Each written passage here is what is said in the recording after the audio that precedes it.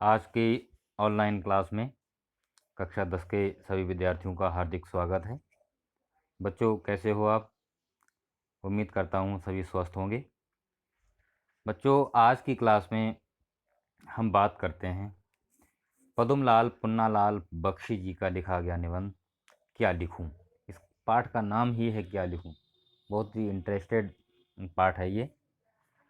और जैसा कि हम सभी जानते हैं कि जब हम कोई निबंध लिखते हैं तो हमारे सामने एक समस्या होती है कि हम इसमें लिखें क्या, कैसे लिखें, किन किन चीज़ों का समावेश किया जाए इस निबंध में, और क्या सामग्री हम जुटाएं जिससे हमारा निबंध बहुत अच्छा हो। बड़ा अच्छा लिखा है इन्होंने आज।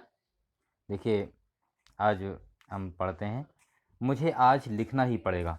अंग्रेजी के प्रसिद्ध निबंध लेखक एजी गार्डनर का कथन है कि लिखने की एक विशेष मानसिक स्थिति होती है। उस समय मन में कुछ ऐसी उमंग सी उठती है, हृदय में कुछ ऐसी स्फूर्ति सी आती है, मस्तिष्क में कुछ ऐसा आवेग सा उत्पन्न होता है कि मन की लेख लिखना ही पड़ता है। उस समय विषय की चिंता नहीं रहती। कोई भी विषय हो, उसमें हम अपने हृदय के आवेग को भर ही देते हैं। हेड टांगने के लिए कोई भी खूंटी काम दे सकती है। उसी तरह अपने मनोभावों को व्यक्त करने के लिए कोई भी विषय उपयुक्त है। असली वस्तु है हेड, खूंटी नहीं। इस तरह मन के भाव ही तो यथार्थ वस्तु हैं, विषय नहीं। बड़ा सुंदर भाव लिखा है लेखक ने। जैसे हमारा हेड माने टोप है, उसको हम किसी खूंटी पर टांग सकते हैं, जहाँ कहीं भी हो। मुख्य वस्तु है हेड। खूंटी तो कोई भी हो सकती है, किसी प्रकार की चल सकती है। अगले पैराग्राफ में पढ़ते हैं, दूर के ढोल सुहावने अवश्य होते हैं। नहीं, इससे पहले मैं पहले वाला पढ़ता हूँ। गार्डनर साहब की इस कथन की यथार्थता में मुझे संदेह नहीं, पर मेरे लिए कठिनता यह है कि मैंने उस मानसिक स्थिति का अनुभव ही नहीं किया जिसमें भाव अपने आप उत्थित हो जाते हैं। मुझे तो सोचना पड़ता है, चिंता करनी पड़ती है, परिश्रम करना पड़ता है, तब कहीं मैं एक निबंध लिख सकता हूँ।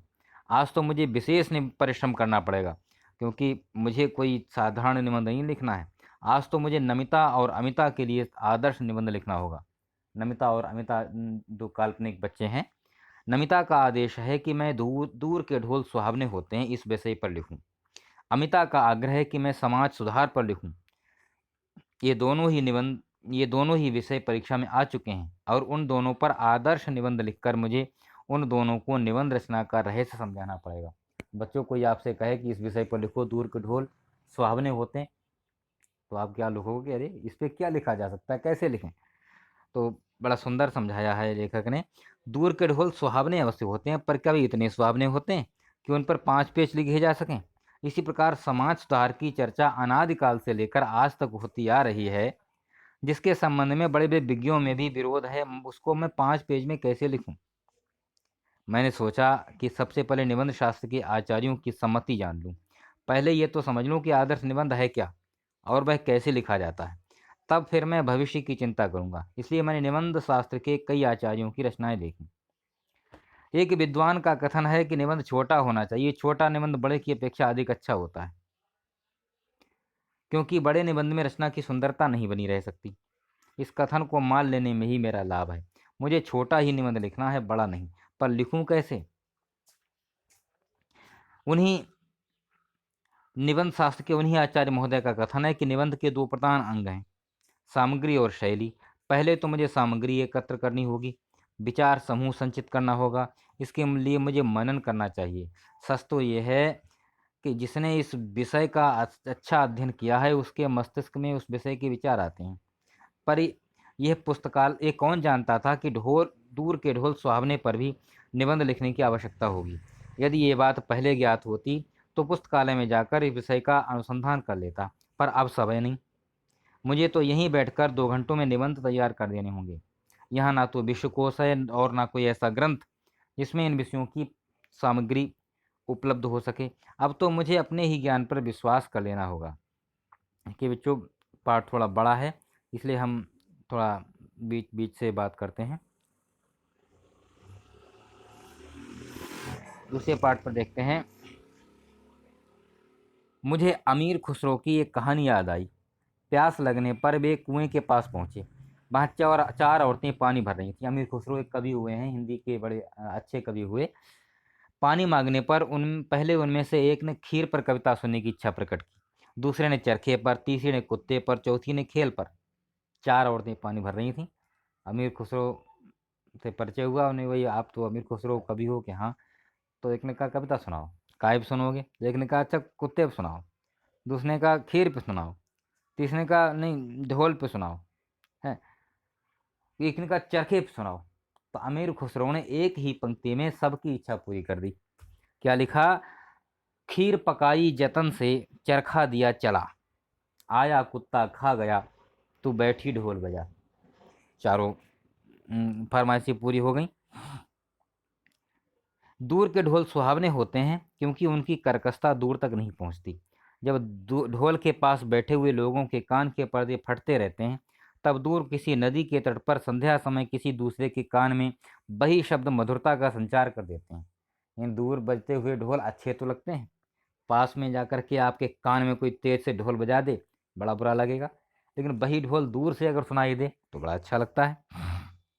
और दूर से दूर अगर ढोल बज रहा है तो आदमी सोच लेगा हाँ कोई शादी ब्याह का काम होगा, किसी की शादी हुई होगी, हैं, किसी का कोई जन्मोत्सव हुआ होगा, यानी कोई खुशी होगी।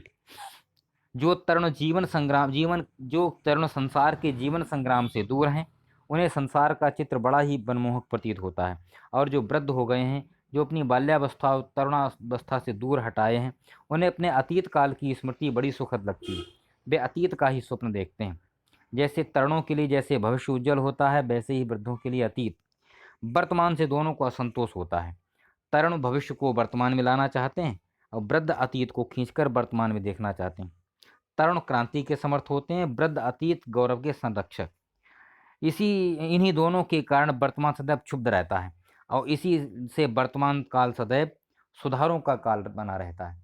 यानी तरुण, यानी जो युवा हैं, वो चाहते हैं कि अगर भविष्य में मुझे कोई अच्छा पद मिले, कोई मेरी तरक्की हो, तो वो सारी तरक्की, वो सारे अच्छे पद मुझे अभी मिल जाएं। वृद्ध सोचते हैं कि वर्तमान काल ये सही नहीं है, एक हमारा ज़माना साफ साफ, इतना बढ़िया ज़माना, इतना अच्छा ज़माना, लोग बड़े अच्छे हुआ करते थे, वही ज़माना फिर आ जाए तो कितना अच्छा हो। यानी अब वर्तमान काल से दोनों असंतुष्ट रहते हैं। अब देखिए, मनुष्य जाति के इतिहास में ऐसा कोई काल नहीं हुआ जब सुधारों की आवश्यकता न हुई हो। तभी तो आज तक कितने ही सुधारक हो गए हैं, पर सुधारों का अंत कब हुआ? भारत के इतिहास में बुद्धदेव, महावीर स्वामी, नागार्जुन, शंकराचार्य, कबीर, नानक, राजा राम मोहन राय, स्वामी दयानंद और महात्मा गांधी में ही सुधारकों की गणना समाप्त नहीं होती। सुधारकों का दल नगर नगर और गांव गांव में होता है। हर व्यक्ति सोचता है भाई इसमें सुधार की बहुत ज़रूरत है, इसमें बहुत सुधार की आवश्यकता है। तो सुधार तो हर व्यक्ति चाहता है, सामान्य पढ़े लिखे से लेकर के उच्च शिक्षित लोग सब वर्तमान को ही सुधारना चाहते हैं। इसलिए इस सुधारकों की गिनती कभी खत्म नहीं होती। सच तो यह है कि जीवन में नए नए क्षेत्र उत्पन्न होते जाते हैं, नए नए सुधार होते जाते हैं। ना दोषों का अंत है और ना सुधारों का। जो कभी सुधार थे वही आज दोष हो गए हैं और उन सुधारों का फिर नव सुधार किया जाता है। तभी तो ये जीवन प्रगतिशील माना गया है, क्योंकि सुधार भी अनंत हैं और दोष भी अनंत हैं। जो आज दोष हैं, जो आज सुधार हैं, गुण हैं, वे आगे आने वाले समय में दोष हो जाएंगे, उनका भी सुधार होगा आगे आने वाले समय में। इसलिए ये जीवन जो है प्रगतिशील माना गया है। हिंदी में प्रगतिशील साहित्य का निर्माण हो रहा है। उसके निर्माता ये समझ रहे हैं कि उनके साहित्य में भविष्य का गौरव निहित है, पर कुछ ही समय के बाद उनका यह साहित्य भी अतीत का स्मारक हो जाएगा। आज जो तरुण हैं वही वृद्ध होकर अतीत के गौरव का स्वप्न देखेंगे। उनके स्थान में तरुणों का फिर दूसरा दल आ जाएगा जो भविष्य का स्वप्न देखेगा। दोनों के ही स्वप्न सुखद होते हैं, दोनों के मतलब तरुण के और वृद्ध के, क्योंकि दूर के ढोल सुहावने होते हैं। दूर के ढोल सुहावने यानी अच्छे होते हैं, यानी भविष्य में जो भविष्य अच्छा दिख रहा है युवाओं के लिए, वो इसलिए अच्छा दिख रहा है कि कुछ दूर के ढोल सुहावने होते हैं। और जो वृद्ध हैं उन्हें अपने बीते हुए समय की याद आती है, वे उस समय को अच्छा बताते हैं। क्यों बताते हैं? क्योंकि दूर के ढोल सुहावने होते हैं। अब देखिए, बड़ा सुंदर पाठ ये आपका लिखा गया है और पाठ थोड़ा लंबा है, इसलिए हमने जल्दी में समझाया है इसे। सभी बच्चे इस वीडियो को बार बार देखें, समझें, और कल जो है हम इसकी व्याख्या लिखेंगे। आज के लिए इतना ही। धन्यवाद। सभी को शुभकामनाएं, शुभ आशीर्वाद।